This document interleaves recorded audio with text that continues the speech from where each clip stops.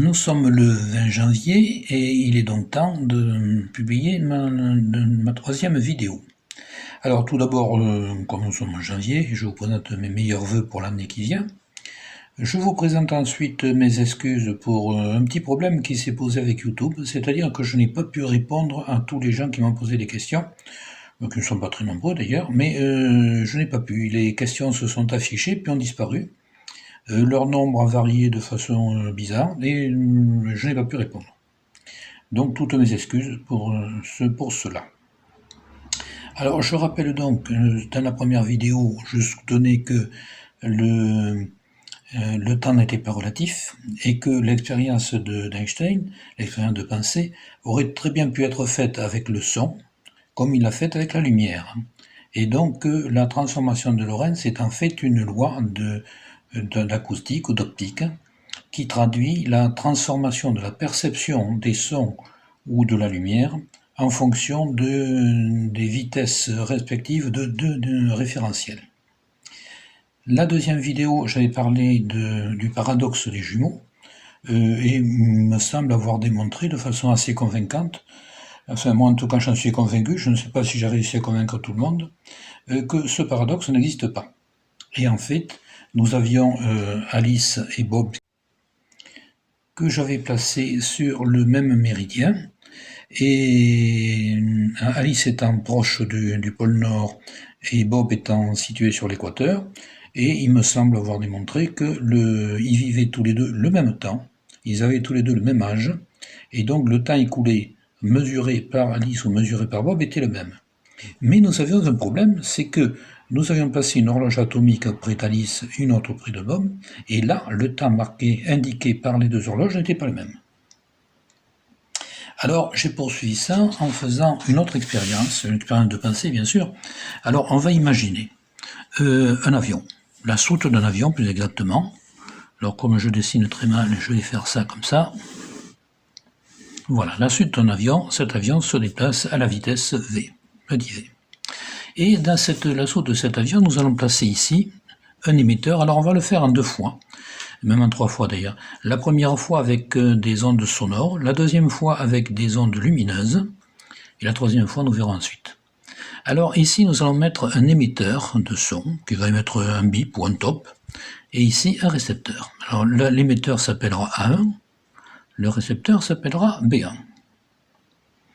Ensuite, à l'extérieur de la soute de l'avion, nous allons placer un deuxième émetteur que nous appellerons, alors celui-là je l'ai appelé A4, et ici donc le récepteur qui s'appellera B4.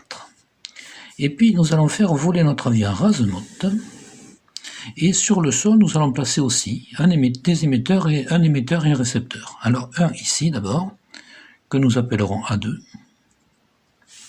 et ici le récepteur que nous appellerons B2, ça ne surprendra personne. Et ensuite, donc c'est pas comme ça qu'il fallait que je fasse, c'est comme ça. Ensuite on mettra ici, un peu plus haut, un autre émetteur qu'on appellera A3, et un autre récepteur qu'on appellera B3, mais qui sera lui, non pas sur le sol, mais sur l'avion. Alors comme mon dessin est très vilain, je l'ai fait à l'ordinateur, c'est déjà un peu plus joli, un peu plus propre, et ça sera peut-être un peu plus démonstratif. Voilà. Alors, notre avion va voler à la vitesse V. C'est la raison pour laquelle nous avons ici la soute de l'avion au départ de l'expérience, et nous avons en bleu la soute de l'avion après un temps quelconque, un temps qu'on peut l'appeler T1, celui-là.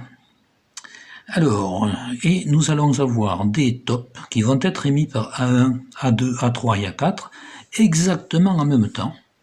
Et pendant que l'avion, ils seront exactement superposés. On va faire en sorte que ces tops soient émis au moment où l'avion se trouve à cet endroit-là. Alors, on va commencer. Bon, j'ai mis les chiffres un petit peu, je me suis un petit peu trompé, je ne l'ai pas autrement. L'émetteur et le récepteur qui sont sur le sol. A2 et B2, là il n'y a pas de problème, on mesure le temps, et là nous aurons un temps T. Dans l'avion, nous avons notre émetteur A1 qui émet son top au même moment, qui est reçu ensuite par B1, alors il ne sera pas reçu au même endroit, Mais comme la soute de l'avion contient de l'air qui se déplace à la même vitesse que l'avion, l'ensemble va se déplacer à la même vitesse, toujours à la vitesse v, et donc nous aurons le top de 1 qui était ici, qui sera reçu quand l'avion sera là, quand la soute sera là, mais le temps A1, B1 sera exactement le même que celui de A2, B2. Donc nous aurons toujours le temps T. Et ensuite nous avons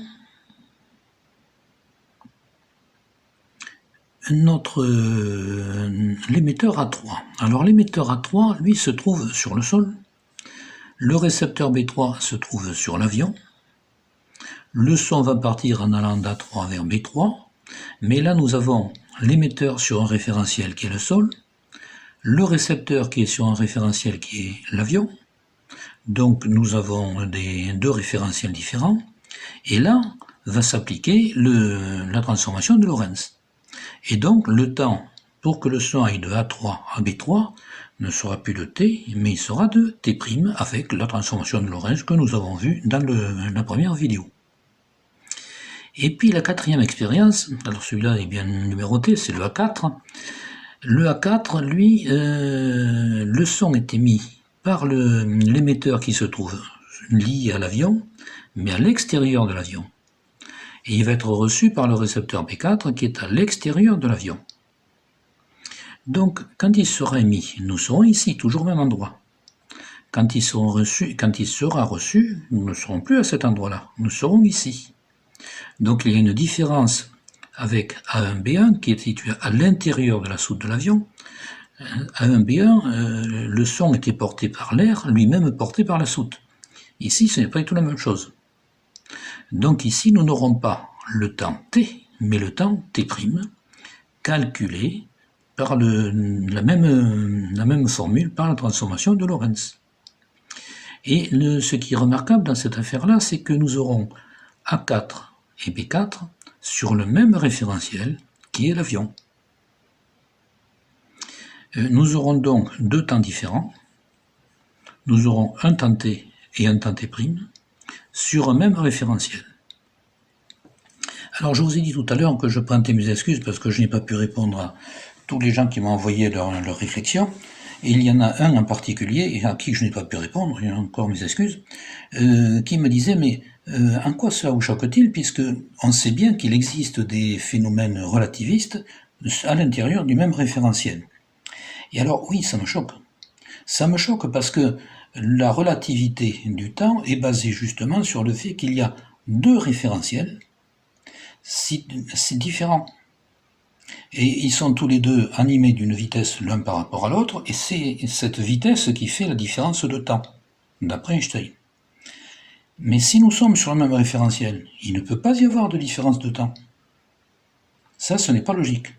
Et nous nous retrouvons avec le même problème que tout à l'heure, avec Alice et Bob. Alice et Bob qui sont sur le même référentiel qui est la Terre, et là, c'est encore pire, puisque nous voyons, si nous comptons le temps en nombre de rotations de la Terre, ils ont le même âge. Et si nous regardons les horloges atomiques, là on reprend l'expérience avec les avions, eh bien le temps n'est pas le même. Et ça, c'est, à mon avis, incontestable. Je ne vois pas comment on peut contester ça. Alors, voilà déjà une première chose. Ensuite, on va refaire l'expérience, non plus avec le son, mais avec de la lumière. Alors, l'emplacement des émetteurs et des récepteurs reste le même.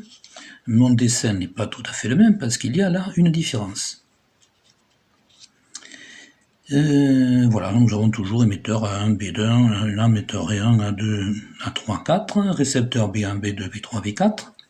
Mais là, nous avons une différence. Alors, reprenons. Recommençons par A2, que j'aurais dû appeler A1. Nous avons l'émetteur sur le sol, le récepteur sur le sol. Donc, le temps mis par la lumière pour aller de A2 à B2. Et oui, j'ai oublié de préciser que là, on va rêver un petit peu, on va utiliser non plus un avion, la soute d'un avion, mais la soute d'un astronef qui vole à une vitesse qui approche celle de la lumière. Ça n'existe pas, mais bon, en imagination, on peut tout faire. Et ça ne nous empêche pas de réfléchir d'ailleurs. C'est comme en géométrie, on arrive très bien à faire des raisonnements justes avec des figures fausses. Donc, je répète, entre A2 et B2, la lumière mettra le temps t. Entre A3 et B3, où nous avons l'émetteur sur le sol, le récepteur sur l'aéronef, sur l'astronef, nous avons donc deux référentiels différents, et bien ça sera T'. Entre A4 et B4, bien c'est la même chose que le temps, que nous avons fait tout à l'heure avec le son. Le signal lumineux sera émis en A4, il sera reçu en B4, mais pas B4 au point de départ, B4 en arrivée, donc il est logique qu'il soit plus long que celui-ci, et là, ça sera donc T'. Et là où il y a une différence, c'est pour A1, B1, parce que le son étant porté par l'air qui était transporté par la soute de l'avion, on était dans la même situation que sur le sol. Là, c'est la lumière. Alors la lumière, c'est pas du tout la même chose. La lumière n'est pas transportée par la soute de l'astronef. La lumière se déplace à la même vitesse, quel que soit l'endroit. Et donc, nous allons avoir un signal lumineux qui est émis en éclair, qui est émis en A1, et qui sera reçu en B1. Et là, nous aurons effectivement T'. Et là, nous serons vraiment dans le même référentiel, puisque nous ne serons plus à l'extérieur de la soute, mais nous serons à l'intérieur de la soute. Ce qui confirme, à mon avis, ce que je disais tout à l'heure.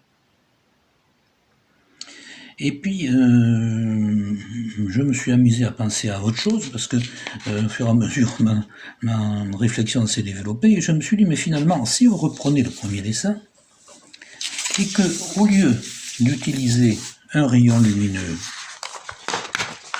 ou une onde sonore, si on prenait une balle de fusil.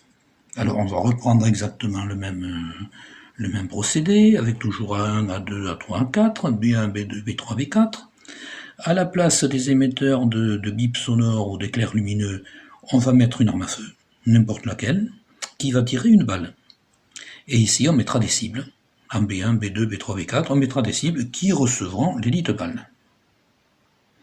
Alors, en A2, B2, c'est toujours pareil, on est sur le sol, on est dans nos habitudes de terrien, nous aurons, la balle mettra le temps T pour arriver, faire le chemin de A2 à B2. À l'intérieur de la soute de l'avion, oui, alors là, évidemment, ce n'est plus l'astronef, c'est évidemment un avion, il faut quand même qu'il vole près de la vitesse du son aussi, parce que la balle va très vite, hein, c'est évident. Donc nous aurons ici toujours le même temps, le temps T à l'intérieur de la soute de l'avion. La balle traversera l'air qui sera à la même vitesse que l'avion, on est dans la même situation qu'au sol. En A3, nous allons avoir une balle qui va aller d'A3 à B3. Là, ça ne pourra pas plus être le temps T, c'est bien évident, puisqu'il n'y aura plus de chemin pour aller à B3 qu'il n'y en avait pour aller à B2. Et si on reprend le raisonnement de la première vidéo, qui était le raisonnement d'Einstein dans la mise au point de sa relativité, de sa théorie, eh bien on revient à exactement la même chose qu'avec le son ou la lumière, ou comme je disais pour ceux avec un petit sourire, des pigeons voyageurs. Nous avons la transformation de Lorentz, nous aurons T'. Alors le T' n'est jamais le même, bien sûr, hein, c'est T' qui est calculé avec une vitesse de C qui était dans le premier cas la vitesse du son, deuxième cas la vitesse de la lumière, et là ça sera la vitesse de la balle de fusil. Et si nous reprenons A4, P4, parce que là nous sommes dans le même référentiel, nous sommes toujours sur notre avion, alors à l'extérieur de l'avion, mais dans l'avion, qu'est-ce qui va se passer? Ce qui va se passer, c'est que nous serons pour A4, B4 dans la même situation qu'A3, B3, mais avec une différence, c'est que la vitesse de la balle ne sera pas la même. L'arme à feu étant fixée à l'avion, là c'est le théorème de l'addition des vitesses, la vitesse de la balle sera la vitesse normale de la balle tirée par notre arme à feu, additionnée de la vitesse de l'avion, qui sera donc, si vous voulez, V1 plus V2. Et nous aurons donc ici, pour le trajet A4-B4, la transformation de Lorentz, toujours, mais avec une vitesse qui ne sera plus la vitesse de la balle, mais la vitesse de l'addition des deux V1 plus V2. Nous nous trouvons donc encore une fois avec l'application de la transformation de Lorentz, avec, Einstein aurait dit, des temps différents, mais là, il ne s'agit plus d'ondes, il s'agit de procédés mécaniques, et nous avons donc la transformation de Lorentz appliquée à un système mécanique ordinaire. Et là, nous replaçons la relativité dans la mécanique classique. Voilà, c'est ce que je voulais expliquer cette fois-ci. C'est quand même assez dense. Je vais donc m'arrêter là. Je vous avais promis de parler des horloges. Finalement, je l'ai repoussé à la vidéo suivante. Ça sera donc pour le mois de février. Mais je pense que cette étape était indispensable d'abord parce que il va falloir, je vais m'en servir pour parler d'expliquer le phénomène des horloges, et ensuite parce que là, ce qui est important là-dedans, c'est il y a deux choses importantes. Il y a la première qui est que nous avons un phénomène relativiste à l'intérieur du même référentiel, ce qui pour moi montre bien ce n'est pas possible, on ne peut pas avoir deux temps différents dans le même référentiel. Ça me semble inconcevable. Et la deuxième chose que nous venons de voir, c'est que nous avons replacé la théorie relativiste dans la mécanique classique. Voilà, eh bien il y a de quoi réfléchir, et je vous dis donc à la prochaine fois, c'est-à-dire le 20 février, pour reparler des horloges. À bientôt.